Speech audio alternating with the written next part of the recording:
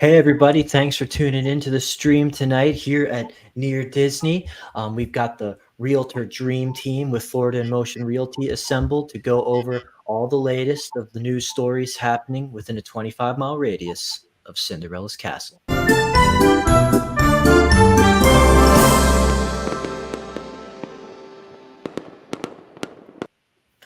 Awesome. Love the graphic of that castle with the fireworks. And actually, Sue, you're gonna in a little bit, you're gonna tell us another way that people can get a pretty awesome view of that castle in a little bit, in a whole new way. So stick around for that. But I think that launching in, we just want to say happy post Halloween to everyone who made it through. Yes. It's supposed to be a joyous occasion, but it can get a little stressful with candy handing out duties. Yeah, I mean, the candy is plentiful in the house today. So, you kind of have to temper, like, not anymore today, maybe, wait. But then, I feel like they get sick of it after a few days. At least my children do. It's not quite a zero-sum game. You don't get, like, the kids don't bring back in what you handed out to other kids, right? Yeah, I mean, not necessarily, especially like in Celebration. I mean, it was a steady flow of trick-or-treaters from about, I'd say 4:30 or 5 until probably close to 9 o'clock. People stopped walking around, at least in my neighborhood. It was, it's crowded. I heard Celebration, the town that Disney built. If you had a home that's kind of closer inward to that downtown area, people come from not just that neighborhood, but from surrounding neighborhoods all dressed up. And I heard stories.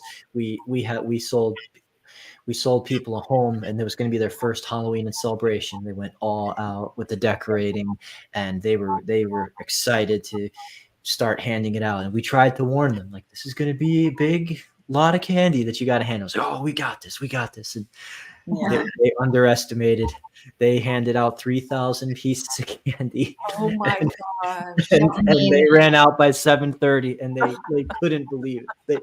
They were like, yeah, I mean, I think I made the mistake the first year living here, like just saying to the children, just grab a handful or whatever. And like this year I was like, you can take one. Try to make it last longer. Finite resources. Yeah, right. I saw the funniest thing. I was at the Publix in Celebration last night, and all of that was starting as I was leaving. It was like, I don't know, 6:30, 7 o'clock. And I'm putting stuff in my car, and I turn around, and there is an adult man in a full-fledged blow-up dinosaur costume. Yes, dinosaur costume. And he's loading groceries into the back of his SUV. I was like, I'm not surprised. Where's my phone? I need to take a picture of this. Yeah.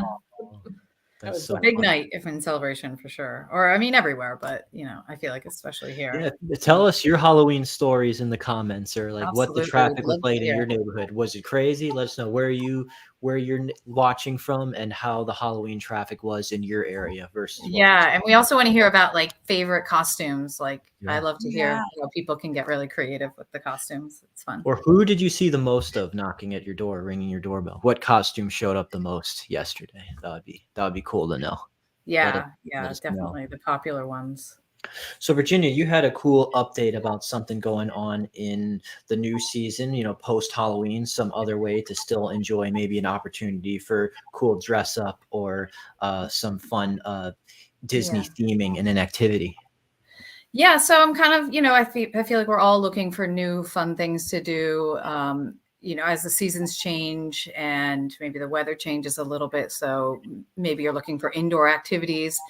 And I found a brand new, they've been open about a month, escape room. It's called Edge Escape, and it's over in the Sunset Walk area near Margaritaville. So it's super close. And I took my daughter and her little friend last weekend to one of the rooms that they have 3 rooms currently, and we chose the Wonderland room. So it was Alice in Wonderland themed, and we had an hour to escape or figure out, what we needed to do. I won't give anything away, but we had to kind of solve the problem that was happening for us in Wonderland. And it was super cute. It was really fun. The girls loved it. We were able to escape in under an hour. They typically give you an hour. So we were able to figure out all the clues and we worked together, and it was just a lot of fun. And it's just a great alternative of, there we are, winning. And That's so cute. the girls are holding the red and the white queen, and my daughter is next to me, and then her friend, and then so I held up the sign that said we were able to escape. So We're not late for this important date. Exactly. It was really cute, and we had a good time. And like I said, they have 2 other rooms. I think the one that we chose, she said, was kind of middle of the road. There was an easier one, and then there was a harder one, and they're bringing on a couple new ones, but they've only been open about a month. But it was really good. I've been to a few escape rooms, and I can say that this one definitely was, on par with all the other ones that I've been to. So if you're looking for something fun to do with kids, or, on a date, or with some friends, it's definitely worth checking out. And it's over at Sunset Walk again. So really fun. Edge Escape. Super fun. Yeah. Yes, if you're interested in signing on to that, you can look up their website, 𝐄𝐬𝐭𝐚𝐥.com, to get in on that action and look at the different trailers and see which escape room might appeal to you. You got to kind of do a little mental puzzle and, flex your intellect, don't want to lose your head from the Red Queen and Exactly. We wanted to escape. So you had a cool update, Sue, about some Disney dining experiences that you were able to see as kind of some hidden gems people might not know about.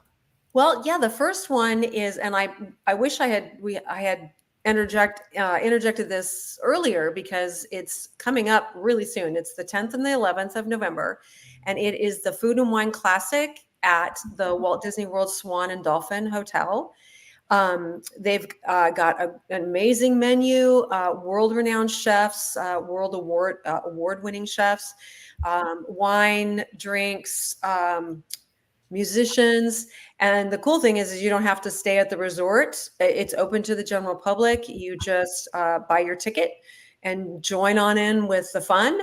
So if you go to the website is actually swandolphinfoodandwineclassic.com. I know that's a mouthful. Yes. Swan as in swan, dolphinfoodandwineclassic.com. So there was that. And then I had one. That's so pretty in the picture. That's what beautiful facility. Oh yeah. It's gorgeous. Great. It's absolutely gorgeous. Yeah. Mm-hmm. Even with the light, even when it's not lit like that, it's beautiful. Mm-hmm. And so then the other thing I found, not by accident, I was with a client on Monday, and she wanted to treat me to dinner, and she had been, she's eaten at, so the restaurant is the California Grill, which is in the, it's in on the top floor of the Contemporary Hotel. Mm-hmm. They do it. They do it up. It's nice. I mean, we were in there at a time where we needed to purchase the 3-course menu, which is what she had planned, but she's eaten there before, and she was so like all day. After she thought about going to this restaurant, that's all she can think about was their filet mignon. And so she was determined to get in there. So she was able to get us slide us in, because there was just 2 of us. But the cool thing about this restaurant is not just the food, not the service, which was impeccable. It's Disney, so it was impeccable. But the view from this restaurant is phenomenal. And the picture that I think you're probably looking at, because I'm looking at it too. Yes. So if you're looking straight ahead, like you took this picture, if you veered just about 45 degrees to your left, you will see actually the whole Magic Kingdom area. And what they allow you to do is if you eat any meal there, you keep your receipt. You can, if it's late in the evening and the fireworks are getting ready to start, they open the patio doors to go out onto the viewing station area. I think it's like 15 minutes before the fireworks, depending on, what time the fireworks are, because that can change. And you can go out there and watch this amazing fireworks show it's like I just can't even describe it, because you're not underneath it and you're not above it. It's kind of like all over around you. You can also, if it's during the day, you can leave, and if you keep your receipt, you can come back and show them your receipt, and they let you back up in order to watch the fireworks. So you kind of can't go wrong. I mean, it is a little more pricey, but you don't always have to have the 3-course meal. You can kind of check them out. I would suggest, even if you cannot get a reservation online, call them. Because that's what my client ended up doing. And thank you, Kelly, for my dinner, by the way. It was fabulous. And I wanted to take a 3rd loaf of bread home, but I thought that might be like a little gluttonous, so I didn't. Oh, gee. Well, it's the land of vacation. So. Yes, I guess, yes. It's very true. But no. Well, that's awesome. Yeah, that view is incredible. I mean, if you can see Disney fireworks from your dining experience, if you ever go up to the top of the 11 in Reunion, the Reunion Hotel, and they have a cool restaurant at the top floor. But that looks like the view from that California grill. Yeah, that looks even cooler for Disney fireworks from your dining experience. So that's an awesome find. I'm glad you got to share that. Yeah, super cool. Me too. I'm glad I got to experience it. Yeah. So Tanya, you are going to help us bring this conversation a little more real estate focused. I love this article that you're bringing us today.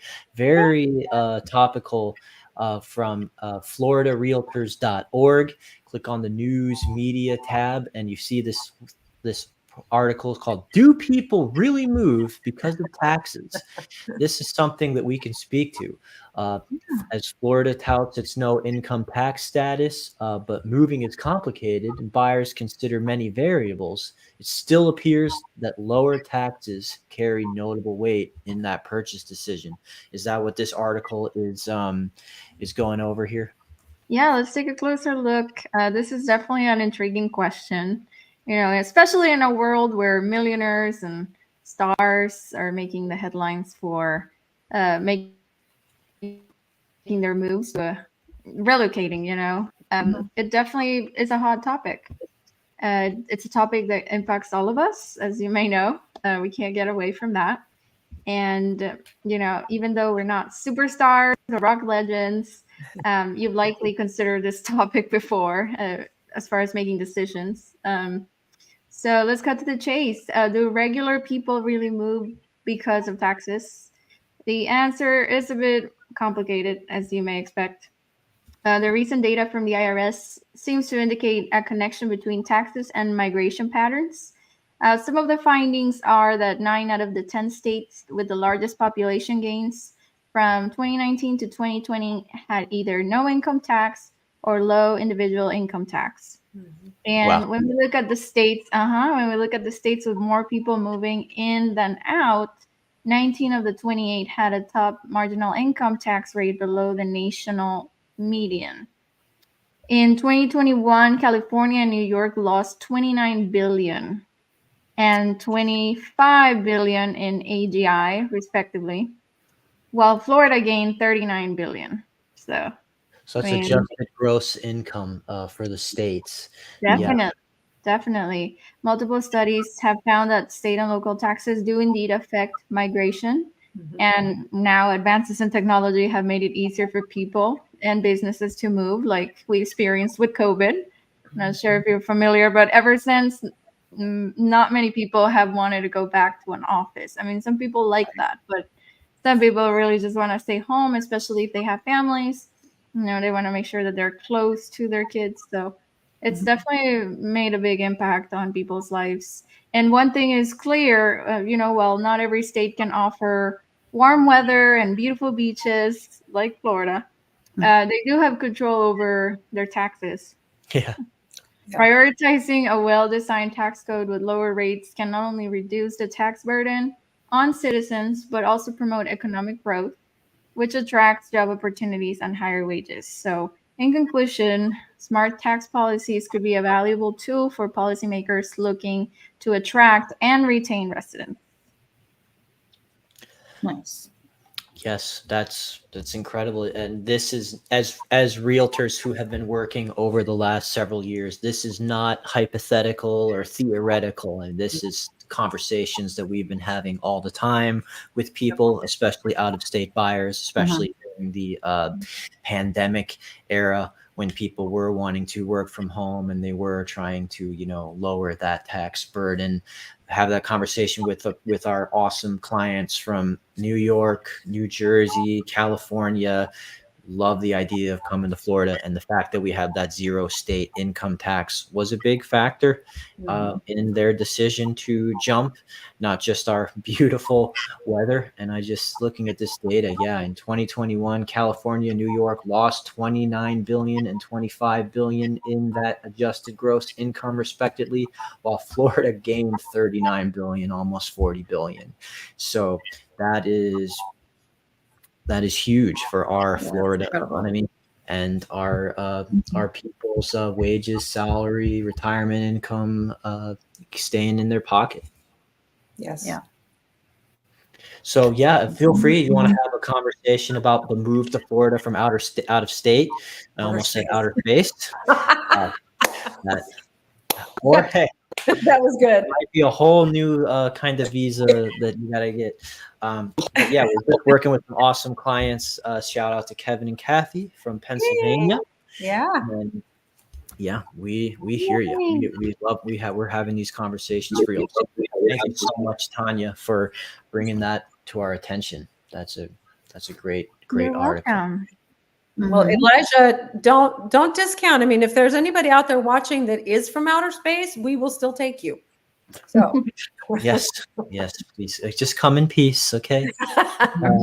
There's way too much craziness going on already around here these days. So I found another article that is kind of reiterating something that we've been talking about a lot lately when it comes to the rise in the demand for new single family homes and the new construction demand. Single family home sales up nearly 34% year over year. We are having way more conversation with people who want to consider new construction first. Even though the mortgage rates are climbing to a vertigo-inducing 8%, and home prices remain at historic highs since the pandemic, Americans are out buying new single-family homes as their strongest preference. The Census Department saying that the data as of September is just, we are up at a seasonally adjusted annual rate, 759,000, up by a significant 12.13% from the revised August rate.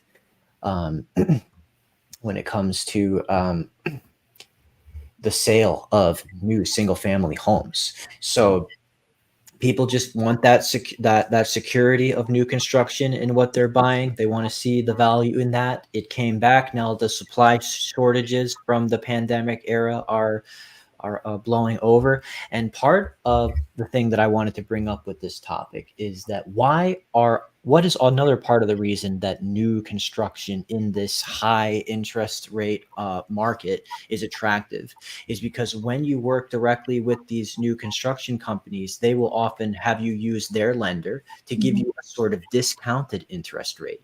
Sometimes they're also offering other incentives. Sometimes they're also helping you pay toward closing costs. Sometimes these things make a difference when it comes to the bottom line. And sometimes you're kind of getting in on the ground floor of a community before appreciation starts bringing those prices up. So all those things come into consideration for why new construction is desirable at this juncture, given the interest rate situation. But it also is an opportunity for me to help you as a potential seller of your home for resale transaction come up with some ways to compete with new construction. So if you got a really cool home in a new area and you want to dissuade someone from new construction, we've got a few clients that we're talking to right now that are just teetering on the edge. They really love this area, but they're so tempted to just go ahead and do new construction. As a seller, if you want to make that tipping point, maybe you offer a credit to buy down that rate a little bit that competes with the better rate they might get by using that new construction's lender. Maybe offer a little bit of a credit toward closing costs. You can usually do like up to 3% as kind of a max out. That's a significant amount, or anywhere in between. Or if they like some of your furnishings that you're willing to part with, maybe throw in some of that furniture or those appliances that they really love. I kid you not, somebody really wanted somebody's like extra fancy blender in the kitchen. I tell you that being thrown into the deal like helped them like go with that house over another they were considering. Yeah. Wow. So hey, we can just help you when it comes to strategizing. If you got a resale home, how are you going to compete in this new construction market, people? Mm-hmm. Yeah, I think that's definitely a good point, because people will look at all the things that the new construction will offer them versus a resale. And so if you don't have any, a way to compete with that, then they're going to go the other route. So definitely good things to consider. And we can definitely help you with all that. A couple of things on that. I'm just going to add in, because Elijah was talking about the lower interest rate, and since we had we've been talking about that for a little while off and on, but just so the public knows, I've had a couple of people ask me, how do lenders do that? How do lenders offer a lower interest rate? Sometimes 2, 3, even 4% lower, or 3.5% for sure. Some of them are starting at 4.99. What they're doing is they're literally buying a bulk in billions of dollars, and they are allowed. So basically, I was at a new construction location on Monday, and the gentleman, the sales rep, said they bought $50 billion worth of those lower interest rate loans. So that's how the lenders are able to do that. And then bumping back to the resale thing. If you're selling your home and you've owned it for a little while, or you purchased it when interest rates were in the 2s or 3s, double check if you haven't. Make sure that you know whether or not your existing loan is assumable. A lot of them are. Sometimes people don't even know. I'm not going to speak to what realtors research and what they don't, but that is definitely something you want to look. I mean, we know what to look for, but definitely look into that and find out if your loan is assumable. Because if you've been in it again for a while and you've paid it down a good portion, if the people are coming in with a couple $100,000 they want to put down, they'd probably much rather pay off your loan and assume a 2.5%, 3.5% interest rate. So that's also, something incentive for sellers. That's a great point, Sue. Yeah, I think that would be an awesome option, especially if you live in a great area that they're just not building new homes in. They can't build a new house like on your attractive lot necessarily. But hey, if you did some good reno, or you put a new roof on it and you've got a great desirable locale, yeah, if you can give them an assumable 2 to 3% mortgage, like there's just no way new construction could compete with that. Exactly. But new construction is, offering some comparatively good incentives that we'd be happy to tell you about still, because it just kind of seems like this is here to stay. But yeah, thanks for the input there. Was really helpful. Okay, I think Virginia, you had one more thing you wanted to share with us.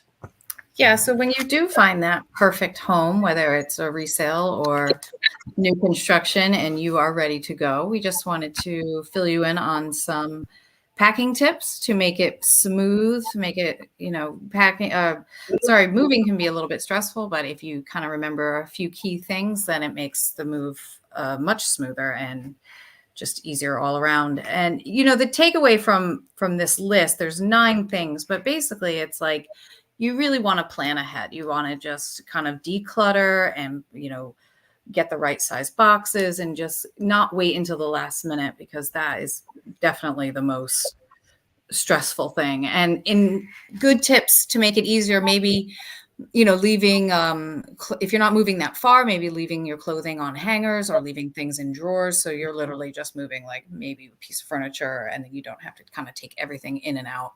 Get those hanger boxes. Yeah, and the hanger boxes are super helpful, because then you can just go from one closet to the next. It's easier. Just all things that you just making sure you have all your essentials, label everything, so you're not like, what box is this? Just to make your life easier. You can find this list on FloridaRealtors.org. They have a ton of helpful tips to make your moves a lot easier. And we just wanted to share those with you. I know that the last time I moved, I definitely I didn't have to move that far, thankfully, but the whole idea of just keeping things together and literally just moving them right out of the car into the house was a lot easier than trying to have to pack up every little thing into a box.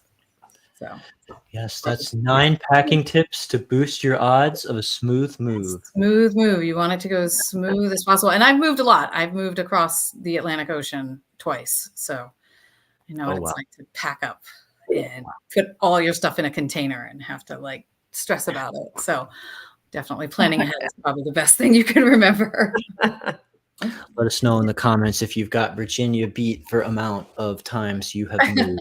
Let's just had the craziest military family or yeah, I mean, I'm sure there's people. I mean, we just went to Europe and back, but it was a lot. Methodist pastor family or something. Yeah. Awesome. I think we covered a lot of great ground. I'm just going to check the comments real quick, see if anyone's asked us anything. We always want to appreciate your engagement and your feedback. I don't think there's any questions left to address, so I just want to leave you with thanks for watching. Feel free to subscribe and give us a like if you enjoyed this video. We are seeing some radical channel growth lately, and it's all thanks to you guys supporting us. We're just soaring and bringing more and more encouragement to keep that content coming. We're going to keep up our new construction videos, showcases, and subscribe because we're about to give you a really cool overview of the Winter Park area. So please check that out as well. That is an awesome, hip and happening community. So. Absolutely. All right, well, everyone, thanks for watching. I will leave you with thanks, everyone. The outro. Thank you, guys. Bye.